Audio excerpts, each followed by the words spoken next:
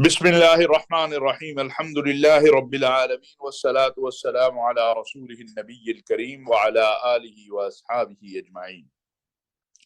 नाज़रीन व सामीन अस्सलामु अलैकुम व रहमतुल्लाहि व बरकातुहू।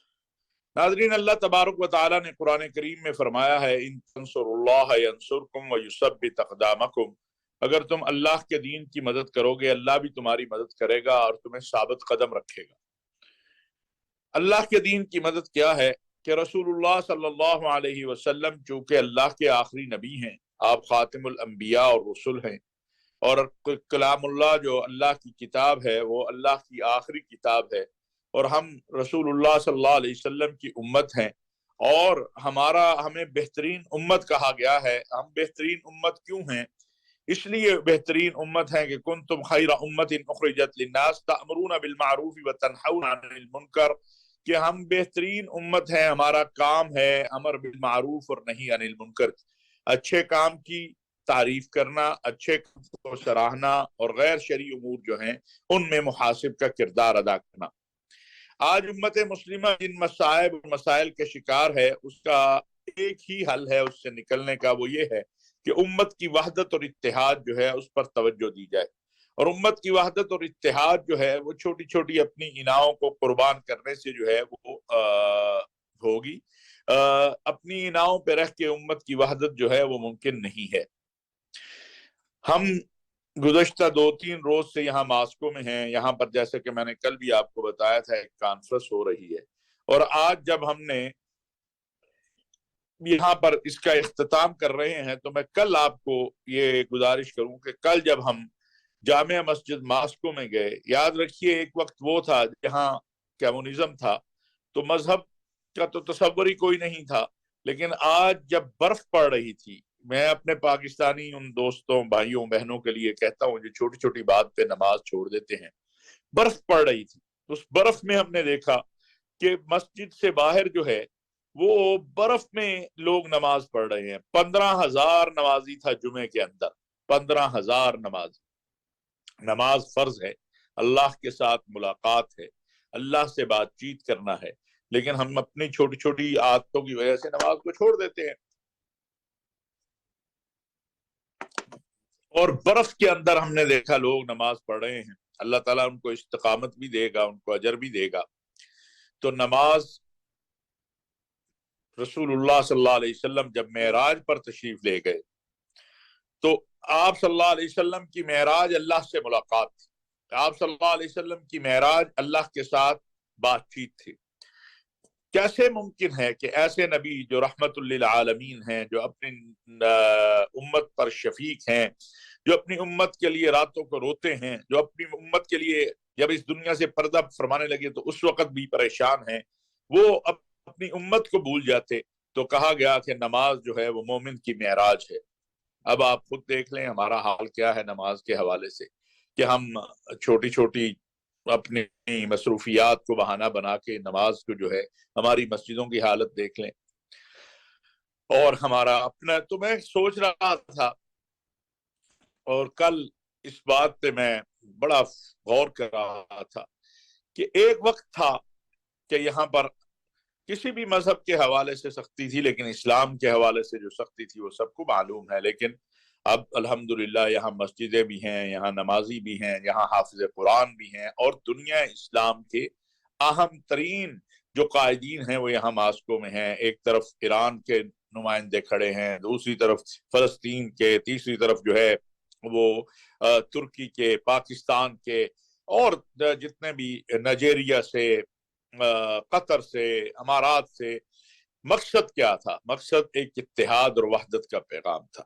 और फिर जब जो हमारे तुर्की के वजीर औकाफ हैं, उन्होंने तिलावत की, नमाज जुमा की इमामत उन्होंने की, खुतबा भी उन्होंने दिया, तो उन्होंने जब पढ़ा इज़ा जाअ नस्रुल्लाहि वल फत्ह व रअयतन नास यदखुलून फी दीनिल्लाहि अफ़वाजा, तो ये मंजर जो है, ये चीजें जो हैं, ये हमें कदर दिलाती हैं कि हम भी कदरदान बने, हम भी कदरदान बने। रसूलुल्लाह सल्लल्लाहु अलैहि वसल्लम जो दीन हमें देकर गए हैं, जो हमारे पास दीन है, इसके कदरदान बने, इसकी कदर करने वाला बने। अल्लाह हमें इसकी कदर करने वाला बना दे। اور دین کی اساس کیا ہے؟ دین کی اساس سچ ہے۔ دین کی اساس کیا ہے؟ دین کی اساس ایک دوسرے کا احترام ہے۔ دین کی اساس سلامتی ہے۔ کہا گیا کہ مسلمان وہ ہے جس کی زبان اور ہاتھ سے دوسرا انسان محفوظ رہے۔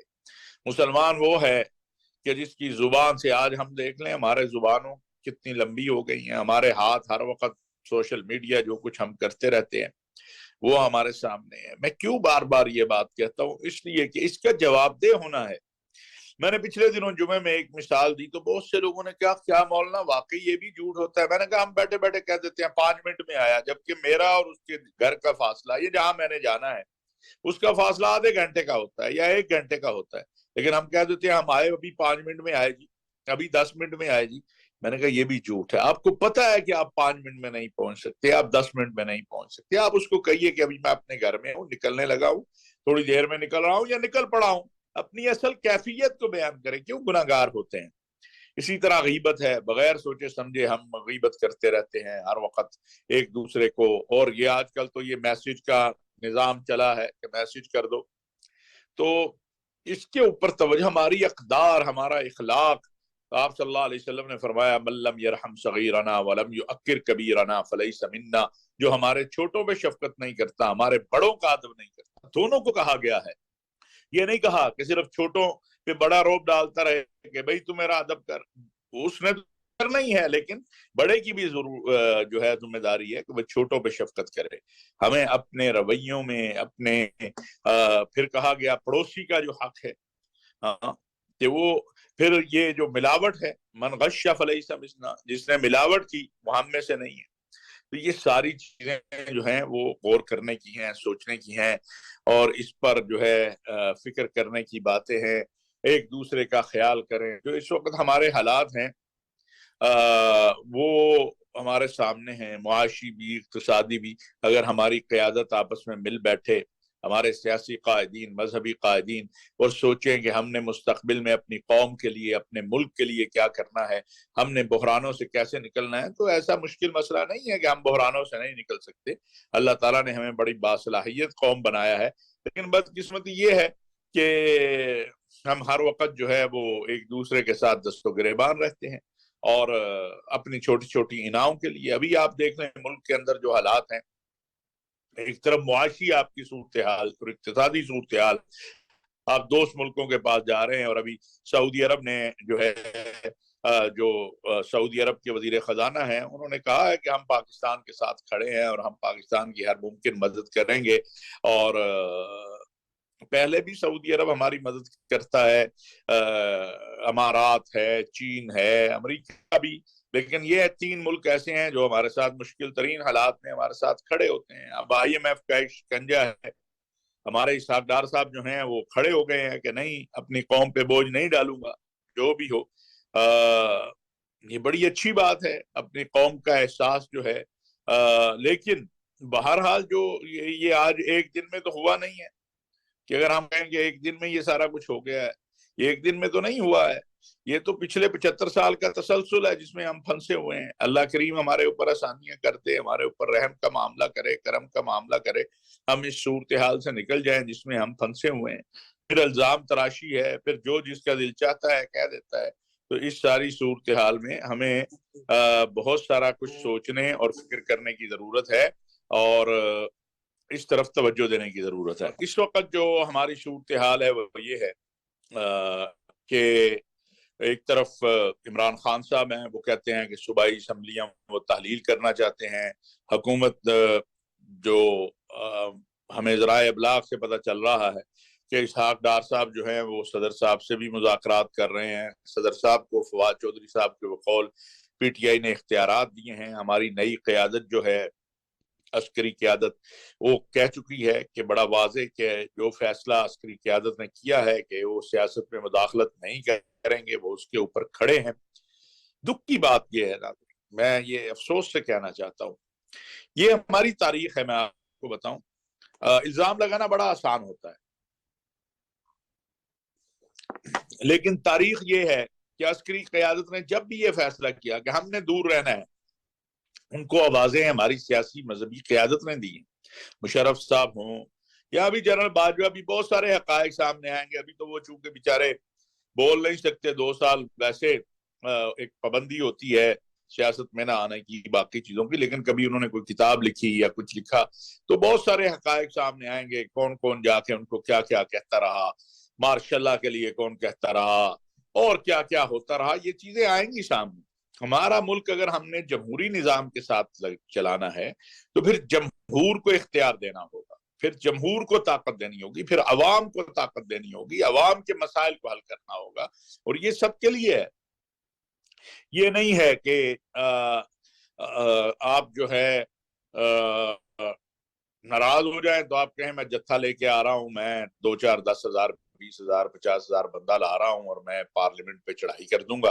اور اس طرح تو نہیں نظام چل سکتا نا. نظام کی اصلاح بہت ضروری ہے. نظام کو ہمارے دیکھیں عدالتی نظام میں اصلاح کی ضرورت ہے، ہمارے انتخابی نظام میں اصلاح کی ضرورت ہے، اوورسیز پاکستانیوں کے ووٹ کا معاملہ ہے، اور بہت سارے معاملے ہیں.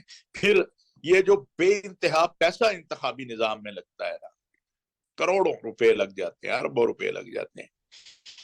اس کو بھی تو کہیں اس کا بھی تو دیکھنا. غریب آدمی تو الیکشن میں حصہ ہی نہیں لے سکتا ہے، کدھر جائے غریب آدمی؟ جو عوام کے حقیقی نمائندہ وہ تو غریب ہے، وہ کدھر جائے؟ یہ ساری چیزیں ہیں جن پر توجہ کی ضرورت ہے، جن پر بیٹھ کر بات کرنے کی ضرورت ہے.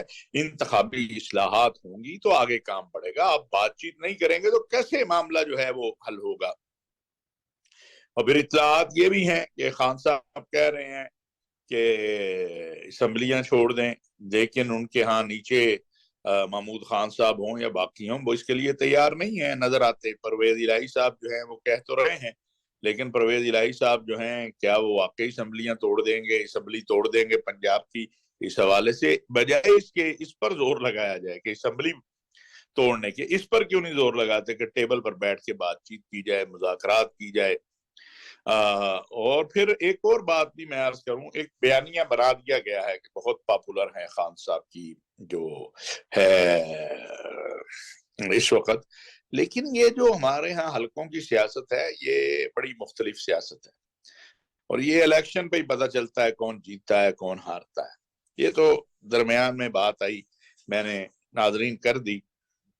ایک اور بات جو میں نے کل بھی تھوڑی سی کی تھی میاں شہباز شریف صاحب کے حوالے سے، کہ ان کے حوالے سے خبر چھپی اور پھر ڈیلی میل نے اس کو خبر کو اب ہٹا بھی دیا ہے، اور چونکہ نیب میں کوئی چیز ثابت نہیں ہوئی اور اس پر معذرت بھی کی ہے، تو میں سمجھتا ہوں کہ ہمیں اس پر ٹائم ضائع کرنے کی بجائے، اس پر ایک دوسرے کی جو ہے وہ کرنے کی بجائے الزام تراشی سے باہر آنا چاہیے، اپنی معیشت کی طرف توجہ دینی چاہیے، اپنی معاشرت کی طرف، اپنے نوجوانوں کی طرف. اور آج میں یہ بھی کہنا چاہتا ہوں علماء سے، بالخصوص علماء اسلام سے، مذہبی قائد، کہ نوجوان نسل جو الہاد کی طرف جا رہی ہے، جو دین سے دور ہو رہی ہے، یا جو جدید دین کے ماہر آ گئے ہیں، ان کو دین کا پتہ نہیں ہے لیکن وہ پاپولر بیانیاں لے کے چلنا چاہتے ہیں. دیکھیں نا، جیسے ایک صاحب ہے وہ کہتے ہیں جی اچھا آپ کا امتحان ہے تو رمضان کا روزہ بھی جو ہے نا آپ جب فارغ ہو پھر رکھ لیجیے، گرمی ہے. یہ نئے نئے بیانیے جو لے کر آ رہے ہیں، ان سے نوجوان نسل کو بچانا یہ بھی تو ہماری ذمہ داری ہے، علماء اسلام کی ذمہ داری ہے. خواتین کے معاملات ہیں، خواتین کی تعلیم کا مسئلہ ہے، اس میں بھی اگرچہ اب ماشاءاللہ بہت زیادہ اویئرنس آئی ہے، لیکن بہرحال یہ ایک اپنی جگہ بیانیہ موجود ہے. بچیوں کو تعلیم سے محروم رکھا جاتا ہے. تو دینی طبقے کی بھی بہت بڑی ذمہ داریاں ہیں. صفائی ہے، آپ کہیں گے یہ چھوٹی چھوٹی باتیں، یہ چھوٹی بات نہیں ہے. لوگ ہمیں مثالیں دیتے ہیں. ابھی میں یہاں ماسکو میں دیکھ رہا تھا، برف پڑتی ہے 5 منٹ میں سڑک صاف ہو جاتی ہے، اور ایک دم جو ہے وہ آگے صفائی کر جاتے ہیں. ہمارے ہاں مری میں آپ کو پتا ہے جو سال 1.5 سال پہلے ہوا تھا کہ کیا حال تھا ہمارا، کیا حال ہوا ہمارا. ہم ایٹمی قوت ہیں، ایک بڑی قوم ہیں، بڑی فوج رکھتے ہیں، پتہ نہیں تعداد کتنی ہے، 22 کروڑ ہم کہتے ہیں، پتہ نہیں 22 ہیں 25 ہیں 30 ہیں، کیونکہ اصل فگر تو کسی کے پاس ہے نہیں، چلیں 22 ہی مان لیں. پھر نوجوانوں کے لیے روزگار کے مسائل، یہ دن بدن مسائل بڑھ رہے ہیں، مسائل کم نہیں ہو رہے، اور مسائل جب بڑھ رہے ہیں تو مصائب بھی بڑھ رہے ہیں، مشکلات بھی بڑھ رہی ہیں. اس کے حل کے لیے سوچنا ہوگا، اس کے حل کے لیے توجہ کرنی ہوگی، اور ہمیں ہمارے جو لوگ ہیں انہیں اس طرف دھیان دینا ہوگا کہ ہماری جو نوجوان نسل ہے دین کے حوالے سے ان کو انتہا پسندی سے بچانا، ایکسٹریمزم، اور پھر وہ ایکسٹریمزم انہیں ٹیررزم کی طرف لے جاتا ہے، اس کی بہت بڑی قیمت ہم پہلے بھی ادا کر چکے ہیں۔ اور جو اس وقت دنیا کے حالات ہیں، پھر ہمارے پڑوس میں جو اس وقت صورتحال ہے افغانستان میں، آپ دیکھتے ہیں کہ وہاں IS جسے کہتے ہیں داعش، وہ جس طرح منظم ہو رہی ہے اور جس تیزی کے ساتھ وہاں ہم دیکھتے ہیں، اگرچہ افغان طالبان جو ہیں ان کی حکومت وہ اس کا دعویٰ بھی ہے اور وہ کوشش بھی کر رہے ہیں، لیکن بہرحال یہ اثرات تو آتے ہیں، اور پاکستان کی کوشش یہی ہے بہر صورت ہر اعتبار سے کہ افغانستان میں امن ہو، کیونکہ افغانستان کا امن پاکستان کا امن، پاکستان کا امن افغانستان کا امن ہے۔ یہاں پر تاجکستان، ازبکستان، کرغزستان کے اکابر علماء ہیں، روس کے اکابر علماء ہیں، سب اس صورتحال میں آپس میں مشاورت کر رہے ہیں کہ کیسے ہم نے اس صورتحال سے نکلنا ہے اگر خدا نخواستہ یہ دوبارہ اس خطے میں دہشت گردی جو ہے وہ سر اٹھا لیتی ہے۔ تو یہ چیزیں ہمیں غور و فکر کرنے کی ہیں۔ اور آخر میں ناظرین، جو آپ کو پتہ ہے کہ اس وقت سعودی عرب میں اور ناظرین آپ کو پتہ ہے کہ اس وقت سعودی عرب میں چین عرب کانفرنس ہو رہی ہے، $30 ارب کے معاہدے سعودی عرب کے ساتھ گزشتہ روز جو ہے وہ ہوئے ہیں۔ تمام عرب جو ممالک کے سربراہان ہیں وہ سعودی عرب پہنچے ہوئے ہیں، خلیجی ممالک کے ذمہ داران پہنچے ہوئے ہیں، ایک نیا جو الائنس ہے، ایک نیا اتحاد جو ہے وہ وجود میں آ رہا ہے۔ اور اقتصادی دیکھیں، بنیاد اقتصاد ہے، جیسے میں نے کل بھی عرض کیا تھا کہ امیر محمد بن سلمان ایک نوجوان، ایک ویژنری لیڈر سعودی عرب کو ملا، عرب دنیا کو ملا، بلکہ عالم اسلام کو ملا۔ وہ کہتے ہیں جب ہم اقتصادی طور پر مضبوط ہوں گے، ہم معاشی طور پر مضبوط ہوں گے، تو پھر دنیا میں ہم اپنی بات منوا لیں گے دنیا سے۔ لیکن اگر ہم اقتصادی معاشی طور پر کمزور ہوں گے، جب آپ کے گھر میں بھوک ہوتی ہے تو پھر اس کے حالات آپ کو مجھے پتہ ہے، بلکہ رسول اللہ صلی اللہ علیہ وسلم کے اس فرمان کو ہمیں سامنے رکھنا چاہیے کہ بھوک جو ہے وہ کفر کے قریب لے جاتی ہے۔ ہمیں کفر یعنی ایمان ہی انسان چھوڑنے پہ مجبور ہو جاتا ہے کہ یار آپ دیکھ نہیں رہے کہ کئی واقعات آتے ہیں کہ بچوں کو اپنے ہی بچوں کو ذبح کر دیا کہ روٹی نہیں دے سک رہا تھا۔ اللہ تعالی ہمیں محفوظ کرے۔ اس لیے میں کہتا ہوں ہم سب کو خیال کرنا چاہیے۔ سعودی عرب میں جو ہو رہا ہے انشاءاللہ اس پہ کل بات کریں گے، پاکستان کی صورتحال پہ بھی بات ہوگی۔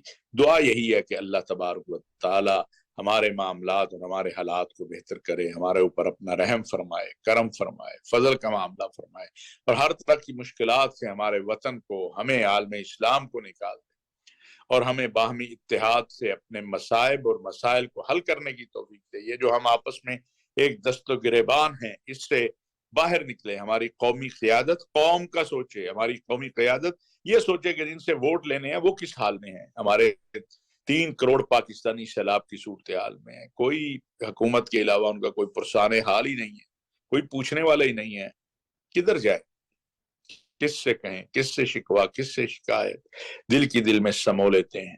عمران خان صاحب سے بھی گزارش ہے، باقی قائدین سے بھی، کہ کم از کم سردی آ گئی ہے، بعض علاقوں سے بڑی ہی تشویشناک خبریں ہیں، دل ہلا دینے والی ہیں سیلاب زدہ علاقوں کی۔ کھانے کو کچھ نہیں مل رہا، پہننے کو کچھ نہیں مل رہا۔ آگے بڑھیے، اپنے ہم وطنوں کی چلیں، ان کی خاطر نہیں، اپنی ووٹ کی خاطر ہی ان کی مدد کر دیجیے۔ اللہ رب العزت ہم سب کے لیے آسانیاں پیدا کرے۔ وما علینا الا البلاغ المبین۔